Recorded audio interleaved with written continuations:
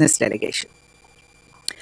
You would also be aware that this year we are celebrating the 25th anniversary of the Declaration on Strategic Partnership between India and Russia, which was established coincidentally during the first state visit of President Vladimir Putin to India in October of the year 2000. And in 2010, 15 years ago, the relationship was elevated to the status of a special and privileged strategic partnership. In that sense, this visit on the 25th anniversary of the Declaration of the Strategic Partnership is indeed a very special visit. In a very special gesture, President Putin was received on arrival yesterday evening at the airport by the Honorable Prime Minister himself. The two leaders then rode together to the Prime Minister's official residence, where the Honorable Prime Minister hosted President Putin for an informal dinner, over which there was a frank and candid exchange of views between the two leaders on a wide range of bilateral, regional, and global issues. This morning, President Putin was accorded a ceremonial welcome and guard of honor at the forecourt of Rashtrapati Bhavan, following which he visited Rajghat, where he paid floral tributes to the father of the nation. Both leaders then convened at Hyderabad House later in the morning to hold wide-ranging discussions in restricted format, followed by a lunch hosted by the Prime Minister. The leaders thereafter jointly took part in the India-Russia Trade Forum held in Bharat Mandapam just a short while ago, with the presence of key stakeholders from the business community, both in India and in Russia. The focus of the forum was on the shared ambition of both leaders to expand the economic dimension of our bilateral partnership by increasing our bilateral trade in a balanced and sustainable manner, including primarily by increasing India's exports to Russia, strengthening industrial cooperation, and forging new investment partnerships. The outcomes of discussions during the business and sectoral discussions that have been ongoing over the last 2 days were presented to the two leaders this afternoon. For details on these, I would refer you to our Ministry of Commerce, which has been coordinating these events. Later on in the evening, today, Honorable Rashtrapati Ji will receive President Putin at Rashtrapati Bhavan and will be hosting a state banquet in his honor. Now, as to the focus and outcomes of the visit, both sides have adopted a joint statement, which you might have had opportunity to see. The joint statement testifies to the India-Russia relationship as a time-tested, progressive partnership that is anchored in trust and mutual respect.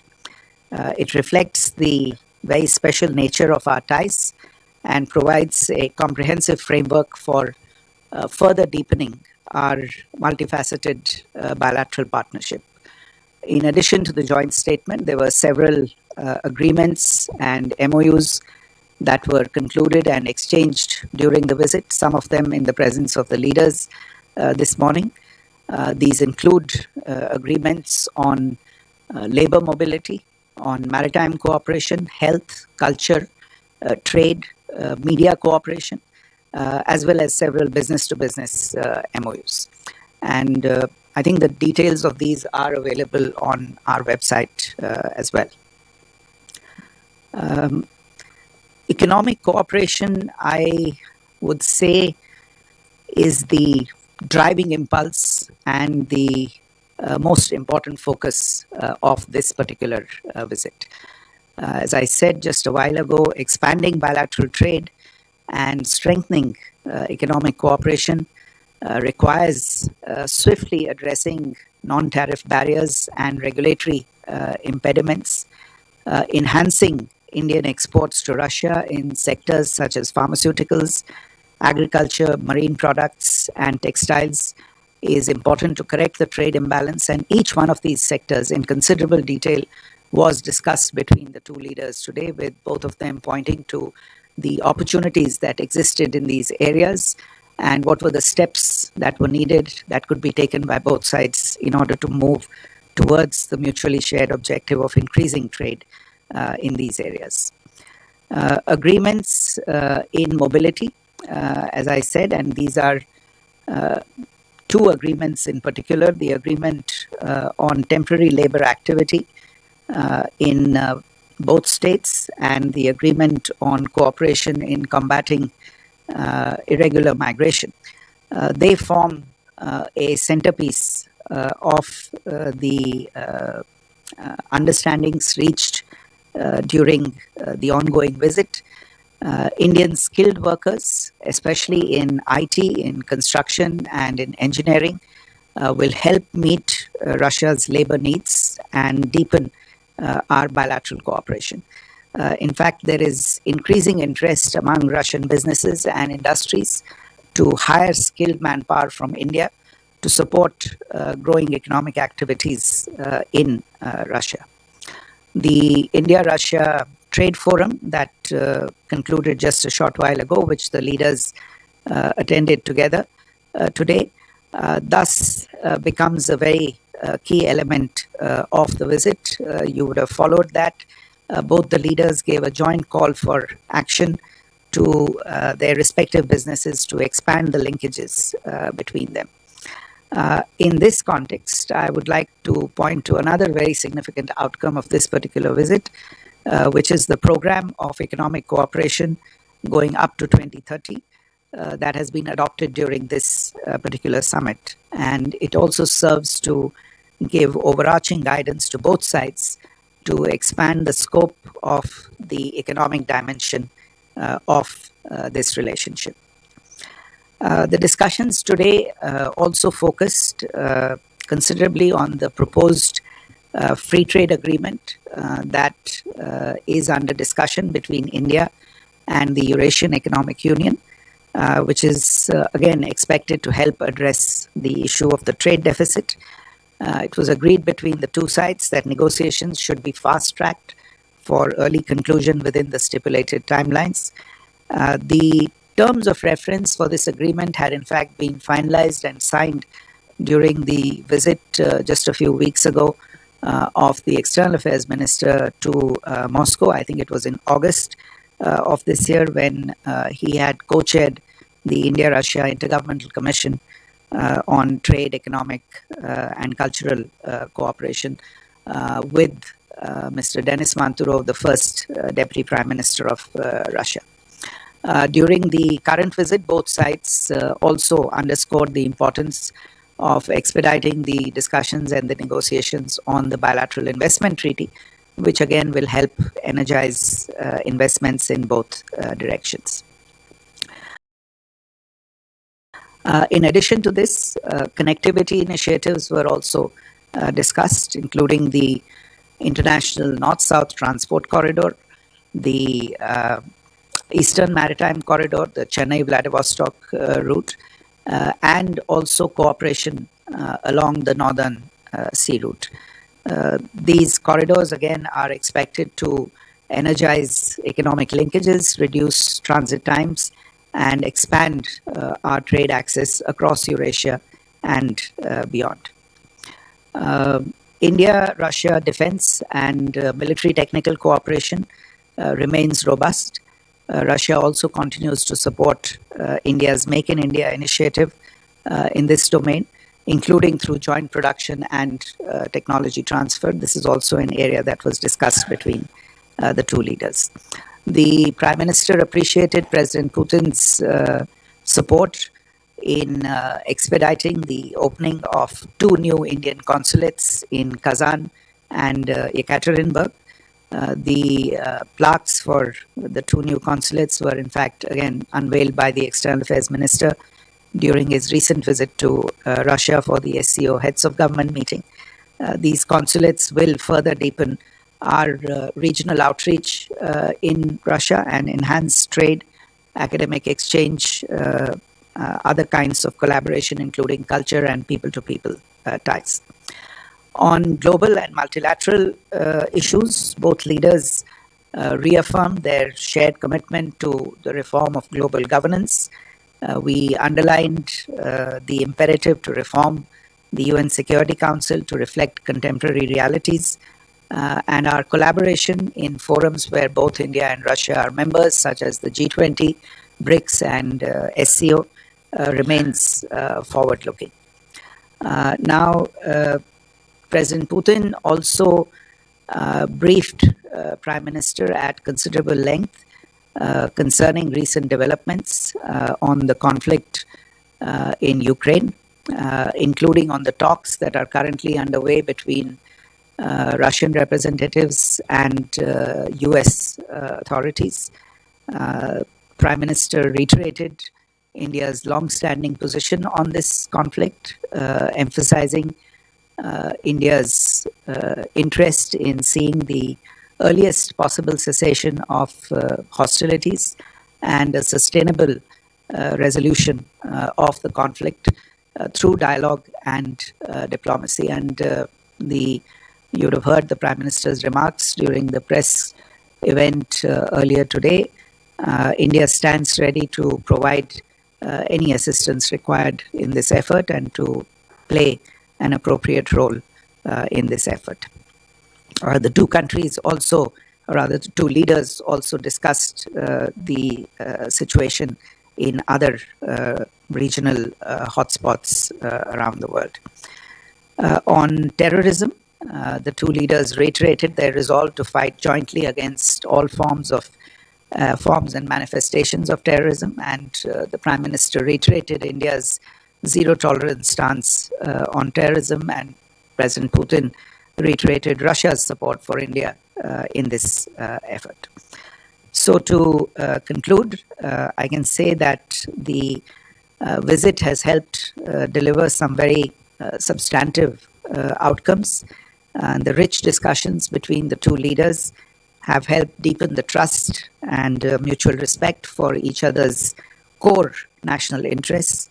As I said earlier in my remarks, the overarching focus of this particular summit was to expand and strengthen the economic dimension of our partnership to advance towards the shared goal of reaching $100 billion in bilateral trade by 2030.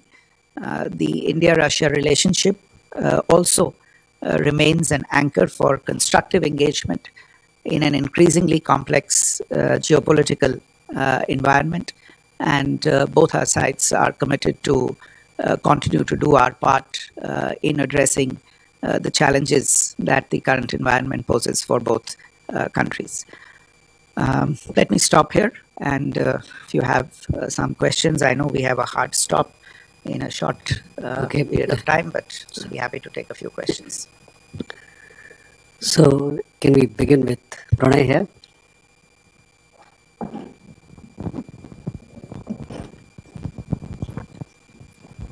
Foreign Secretary, this is Pranay Upadhyay from India Today Aaj Tak. The joint statement mentions about the interoperability of the payment system and the currency exchange system as well in rupee-ruble trade. So, what is the mechanism agreed between India and Russia to make it, insulated from the Western sanctions? And how many Indian banks are ready to accept ruble as a mode of payment? Siddhant? Hi, sir. So my question is, geopolitical message by both Russia and India in terms of economics at a time when their countries engaging in protectionist policies.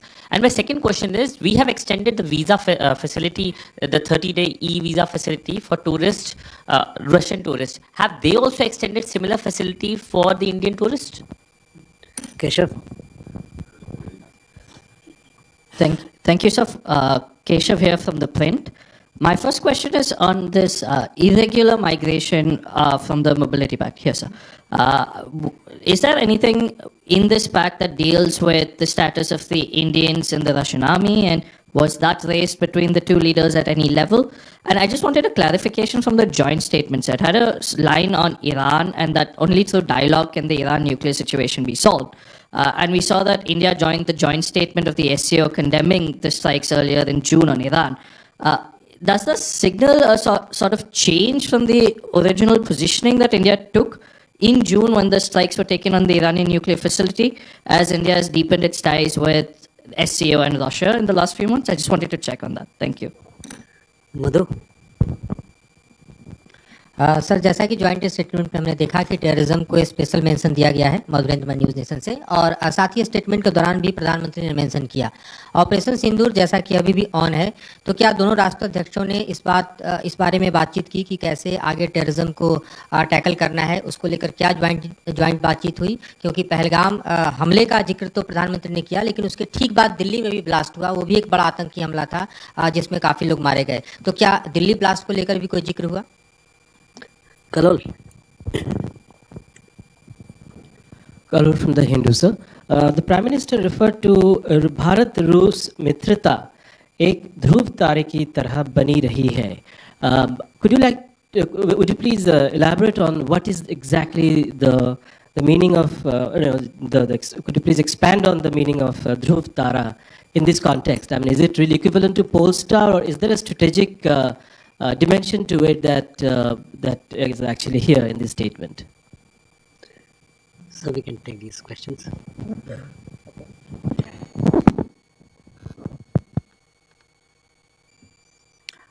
On Pranay, your question on interoperability, payments, the resort to payments in national currencies, that is increasingly happening for bilateral trade. Look, both countries are continuing to work together to promote mutual trade in our national currencies. You would be aware that special rupee Vostro accounts have been opened in significant numbers. They right now form a very effective mechanism in terms of lubricating, so to speak, the trade flows between the two countries.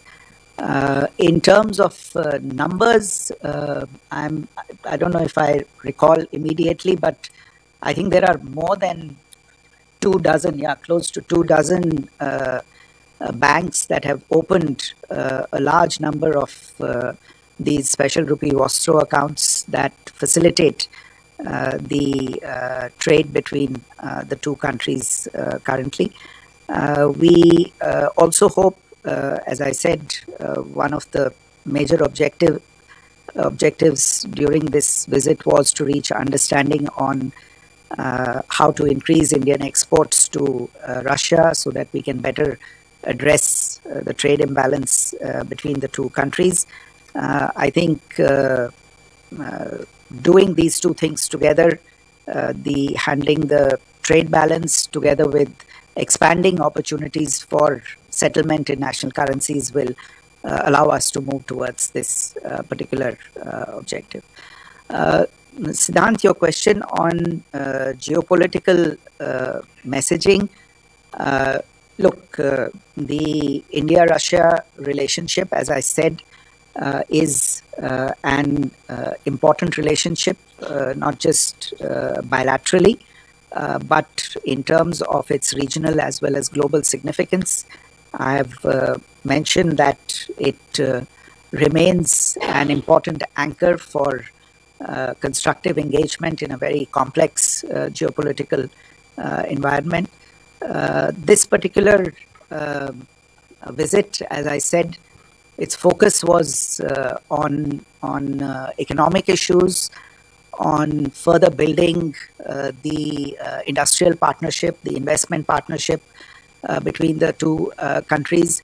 These are issues that have actually risen to the fore in current times. If you look around the globe, supply chains are under stress, trade relationships are under stress, investment is becoming more and more unpredictable. And therefore, in this environment, for our two countries to focus on these issues, that is a message in itself. On the visa facility, we have made these announcements at the present moment in order to promote Russian tourism into India. You would have probably seen the details. We have offered a 30-day e-tourist visa on gratis basis. This is on the basis of reciprocity. And we have also, I think, for the first time, started to look at group tourist visas, and that is also being done with Russia for the first time on a gratis basis. On the question related to whether the mobility agreement has something to do with the unfortunate issue of Indian citizens being caught up in the conflict in Ukraine by way of recruitment into the Russian army. This particular agreement doesn't have specific reference to that. In any case, I can share with you that this issue of the recruitment of Indian citizens into the Russian armed forces was broached by the Prime Minister, and our concerted efforts continue on a regular basis to secure the early release of Indian citizens from the Russian army. I would just take this opportunity to reiterate once again that our citizens should avoid very, very carefully any offers to join the Russian armed forces. We are seeing several cases of people stranded there and appealing to be rescued and brought out from there. And as I said, we are actively engaged in that effort. On the issue of the reference to Iran and no, I mean, the short answer to your question is that there is no fundamental change in our position on this particular issue. मधु, आपका प्रश्न था कि आतंकवाद को लेके जो आज बातचीत हुई और जो आतंकी हमला दिल्ली में हुआ, आपकी बात सही है। ये इस विषय पे खुल के बातचीत हुई दोनों लीडर्स के बीच। प्रधानमंत्री जी ने आज आपने देखा होगा, अपने प्रेस के वक्तव्य में भी उन्होंने पहलगाम में जो आतंकी हमला हुआ था उसका वर्णन किया और ये भी कहा कि पिछले साल रूस में मॉस्को में क्रोकस हॉल में जो एक आतंकी हमला हुआ था, इन सभी हमलों की जड़ एक है, एक जगह है और हमें मिलकर इस खतरे का सामना करना होगा। तो इस पे बातचीत हुई और जैसा मैंने पहले भी कहा, रूस की ओर से हमेशा हमें इस विषय पे सहारा मिला है, उनकी सहानुभूति मिली है, उनकी मदद मिली है और हमें आशा है कि आगे भी ये जारी रहेगा। Kalol, I think partly, the answer to your question is in the translation of Dhruv Tara. But really, seriously speaking, the fact is that what the Prime Minister was trying to convey was to underline the sustained and long-term significance of this relationship. That this relationship is a constant and it has been there over a period of time. It has been a time-tested relationship. There have been several crises along the way. but they have not affected the fundamentals of this relationship. And the fact that today we are, in a sense, also observing the 25th anniversary of the strategic partnership, it's come a long way. There has been progress in multiple areas. So, in a sense, the sustainability, the certainty of this relationship, I think this is what the intention was in the use of that term by the Prime Minister. Thank you. So, we go Rajesh. Good evening, sir. I'm Rajesh Roy from the Associated Press. Wanted to ask if the Russians conveyed their position on the recent US sanction on two of Moscow's biggest oil producers, Rosneft and Lukoil, which is an attempt by them to force countries like India to cut down on imports. Secondly, did the Indian side seek expeditious delivery of S-400, the remaining 2 squadrons of the air defense system? Any exploration for purchase of additional units, upgrading Su-30 fleet, and purchase of advanced fighter jets like Su-57? Shruti. Thank you, sir. Shruti Ranjan from Bloomberg. Foreign Secretary, if you could give us an understanding whether there was any discussion on oil and how whether India and Russia, what they do about the oil trade. And secondly, in the joint statement, we see an elaborate mention of the nuclear power plants in both sides discussing a second site. If you could elaborate on that, sir. Akhilesh. Akhilesh. Sir मैं अखिलेश सुमन हूँ DD news से।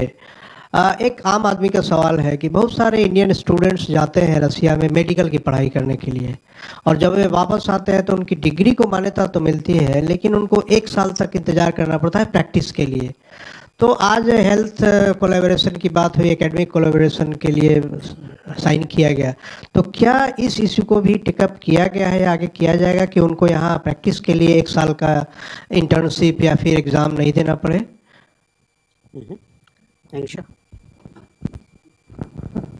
Excellency, this is Anangsha Matra. Excellency, President Putin has presented the Russian language edition of Gita. We know the history. And is there any discussion on Russian community in Mayapur in West Bengal? There's a big habitat, in fact, which hosts largest number of Russian community in West Bengal's Nadia district in Mayapur. Is there any discussion on them, as well as any discussion on Rupur nuclear plant in Bangladesh? Thank you. Okay. Sumita. So this is Sumita from ET Now. I have a follow-up question to what Sudhi asked, essentially about the energy security. And the Prime Minister stated that this is an essential pillar of the partnership. President Putin stated that we are ready to continue uninterrupted shipments. But can you elaborate on the agreements that were reached as far as the energy security spectrum is concerned? And secondly, on your point about addressing the trade imbalance and the fact that this visit was essentially focused on economic issues, is there a near-term guidance? You spoke about a long-term guidance, but was there any near-term guidance that was given? Sir.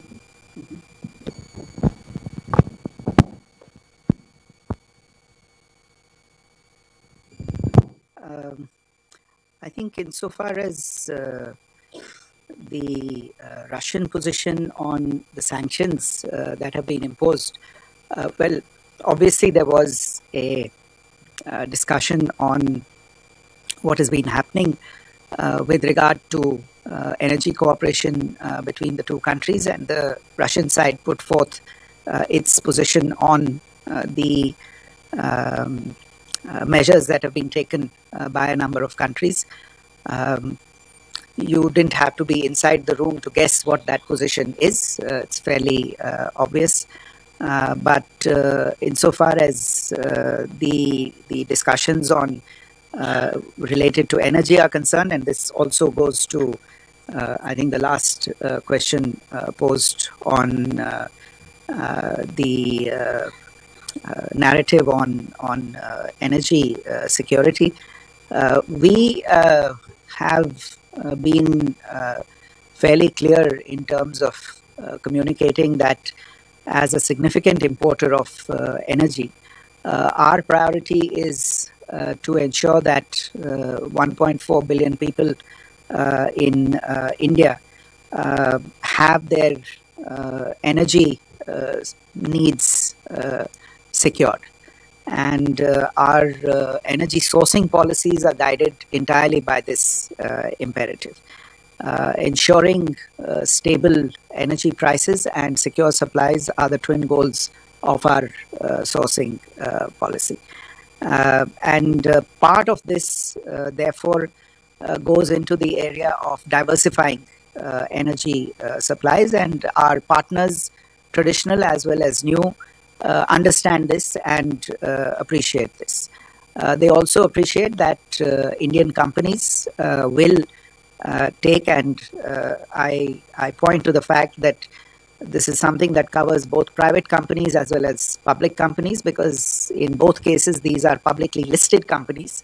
They have fiduciary responsibilities, and therefore these companies make decisions on the basis of evolving market dynamics, on the basis of the commercial issues that they confront while sourcing their supplies.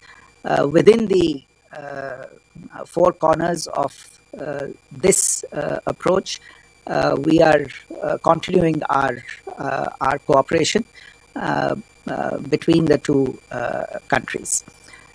On your other question related to various defense platforms, I think you would be aware that yesterday evening there was a meeting between the defense ministers of the two countries in the framework of the India-Russia Intergovernmental Commission on Military and Military Technical Cooperation. I don't have the details or readout of that particular meeting, but I imagine that these issues that you referred to were discussed in that meeting.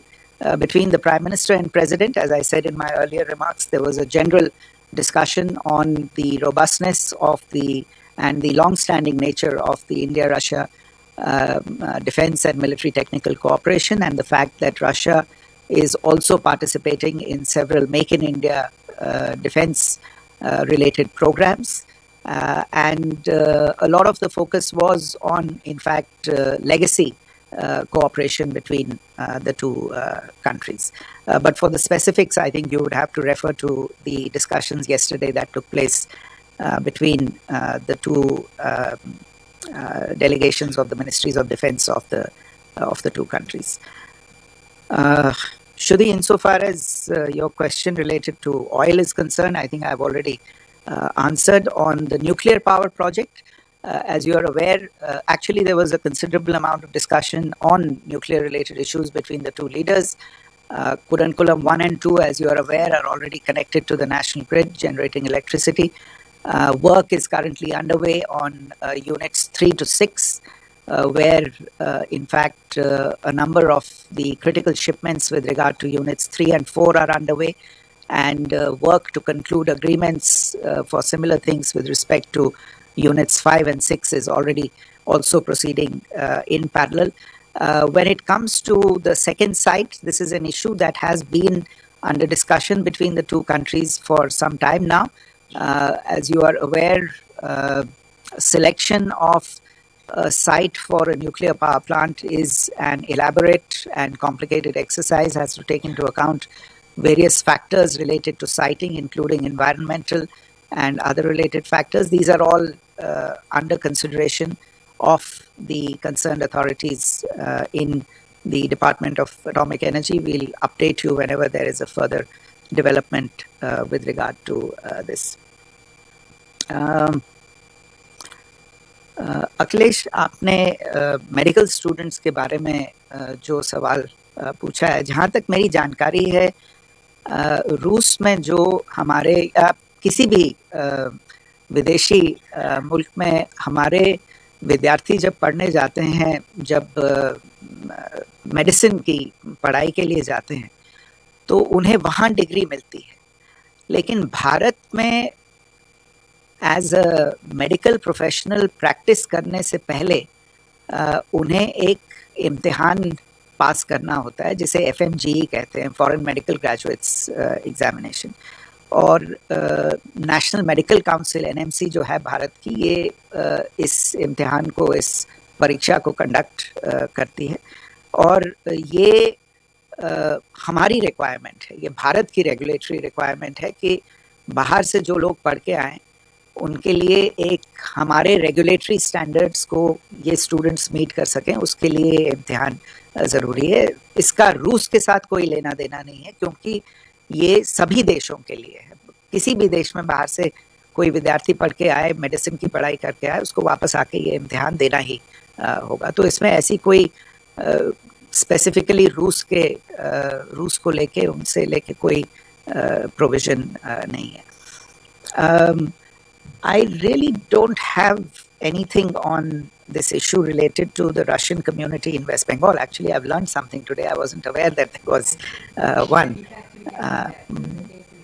Okay, but no, this did not come up in the discussions today. But I'm sure that the ambassador will probably look into it in much greater detail and probably see where we have. You asked about Rupur. There is ongoing collaboration on Rupur. Work is continuing on that, and we remain in touch with both our partners in Russia as well as in Bangladesh on taking forward the work that needs to be done on this. And finally, Sumita, I think the energy security part I answered, but on trade imbalance, insofar as the near term is concerned, I think it might interest you to know that in the recent past, as a response to the stresses that we have faced on several other fronts, we have, of course, engaged with various partners on looking for new markets, new consumers, etc. We have done the same with Russia, and in fact, in a very positive and I would say gratifying development, there are several sectors primarily related to fisheries, if I'm not in the maritime, marine products, and agricultural and horticultural products that we have seen new markets being developed. There was a reference to this fact today that there was uptake of Indian exports in a very short period of time in terms of the requests being made and the orders being placed and the exports actually being realized. And there was encouragement to take this further, and in fact the Russian side said that they would be ready to look at other products. In fact, there was a reference that, if we were able to export these products in large quantities to many other parts of the world, there was no reason why they could not be exported to Russia as well. So short-term guidance, if you will, was for exporters to connect more intimately with each other and explore opportunities. And that is also what the forum this afternoon was all about, in terms of getting the importers and exporters together to explore these very opportunities. Well, thank you very much. With that, we come to the close of this session. Thank you for your presence, ladies and gentlemen.